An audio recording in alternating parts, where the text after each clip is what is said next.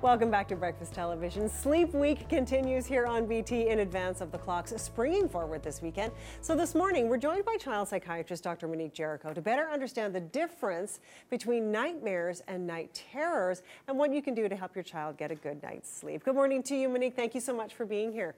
So first of all, can we just back this up? And how does sleep actually work in our brain? It's such an important question because some people think that sleep is just like, switching off a light. And it's not like that at all, right? Sleep is a very involved process that's going on in our brains, right? Necessary for life. Right, okay. And so one of the ways that we can kind of start looking at sleep is we can look at dream sleep and non-dream sleep. Okay. Non-dream sleep takes us through phases of kind of light sleep when we're just drifting off, and it keeps on going into what we call the really deep restorative sleep. Where we're sound asleep, right? And then what we do is we shift again through light sleep, and then we get into some dream sleep phases. Right? Okay. So there's the non-dream sleep and the dream sleep. Okay, so then that must bring us to this whole idea of nightmares versus night terrors. Absolutely. So what are they? Should we start with nightmares? Sure, we can start with nightmares. So nightmares and night terrors, they're both can be really disruptive events, right? Disruptive for the individual and disruptive for the family watching, right? Of course. Sometimes that's the biggest concern is for the family who's going, what do I do about this? Right. So nightmares are happening during that dream sleep phase. Okay. Night terrors are happening during that deep sleep phase. Oh. Okay?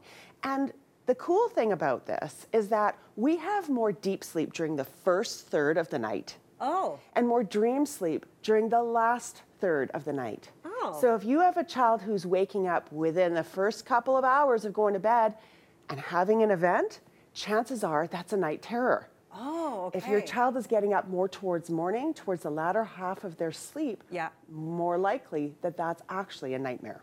Oh, okay. So then how is the child actually experiencing these? What do they look like in the child? Really important. So both of these events can be really disturbing to watch, but kind of extra disturbing, I suppose, is that night terror. Okay. The child can be seemingly awake, confused, and sometimes even rejecting of comfort and support. Oh, okay, that's scary. It can look really scary, Yeah. right? Nightmares, kids tend to sometimes even wake themselves up because they're so distressed and looking for comfort. Okay. Right? So in both cases, we have this discomfort. But again, important distinction. Right. With night terrors, the child may not remember the incident at all the next day because they're not actually fully awake when these things are happening. So even though they look really distressed, next day, no big deal. they don't even know what's happened. Wow. Nightmares, Right. they'll often remember in detail, they'll want to talk about it, Right. and then that can lead to some kind of night avoidance or sleep avoidance later on down the road. This happens. Okay, so what can parents do when you've got a child that now is scared and doesn't want to go to sleep anymore? Right. Yeah. So in order to kind of address these events, so as we were saying, with those sleep terrors, the best thing is to not emphasize it too much at all, right? Oh, okay. Because sometimes it's the discussion about it that can be worse than the actual event. Oh, okay. Right? Good to And know. that can lead kids to wonder what's going on, do I need to worry, that sort of thing, right? Okay. So how about nightmares? Same deal with nightmares. Don't need to talk about it too much, comforting,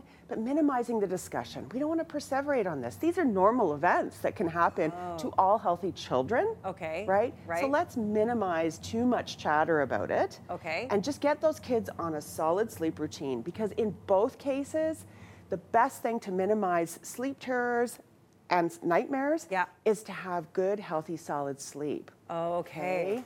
So that consistent routine, good sleep hygiene, and get them sleeping. Absolutely. Yeah. Terrific. Yeah. Dr. Jericho, thank you so much. Terrific advice as always. Thanks.